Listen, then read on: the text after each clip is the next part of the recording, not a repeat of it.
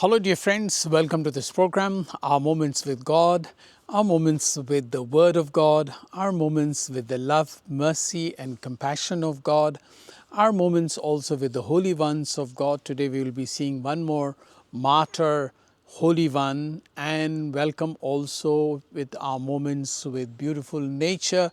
As you can see, it is looking like a hill station. The clouds are completely over crowding here, and the place is full of what we call here nebel or fog. Actually they are clouds because it is quite cold here, and yet we can spend our moments with God, with nature, with the holy ones of God, and this is all grace of God, and God gives to each one of us His grace and His blessing.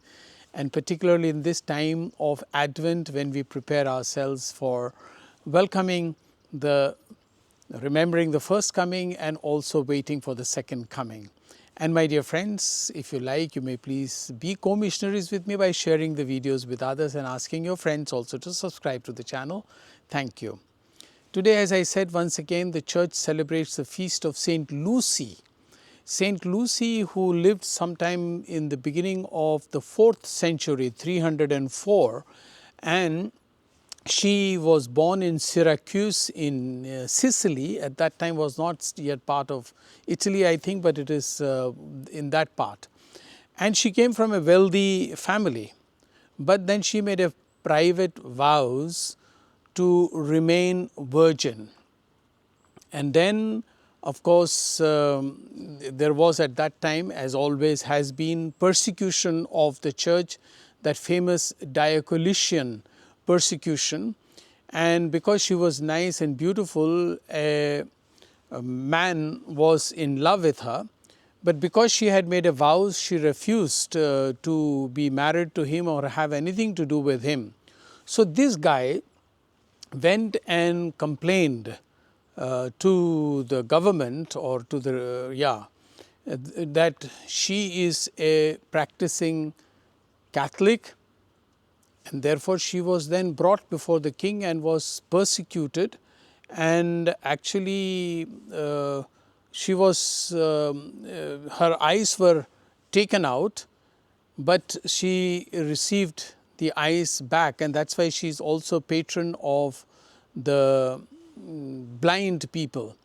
And of course, then she was killed by a sword here in her neck. A sword was put and then she was killed. So those who want to persecute will do all kinds of things. And those who are being persecuted, if they trust in the Lord and if their faith is so strong, even if they lose their physical body, their soul, or our soul, also fighting against the powers of the world, powers of evil, will remain good and receive the eternal reward. And in the gospel, they come and ask Jesus that the scribes are saying that Elijah must come again.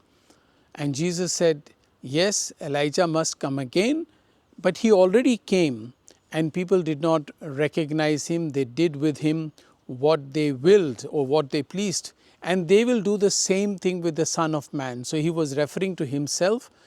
And when he said that Elijah has already come and they did with him what they'll want, what his listeners understood was that he was speaking about John the Baptist. So I was reading about this passage, and the explanation of St. Augustine, the great doctor of the church, is that there are two precursors to Jesus. For his first coming, the precursor is John the Baptist. That's why there is a mixing up of Elijah and John the Baptist, because people understood that he's speaking about John the Baptist. And Jesus actually mentioned Elijah. Elijah has already come and Elijah must come. Yeah, this is the gospel. So one gets confused if one does not read deeply or go deeper into the reading. But this is what I read from St. Augustine. So what he's saying is that for Jesus' first coming, John the Baptist was the precursor. He prepared the way for the Lord, etc.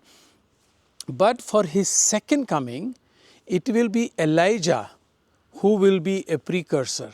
So, two comings of Jesus, the first coming, which we are going to celebrate now for Christmas, which we remember at Christmas, and the second coming for which we are waiting, and we need to be prepared because several times Jesus has mentioned in the Gospels about his second coming and how it will be difficult for people, and those who are in the mountains should not come back to the house. Remember that Gospel?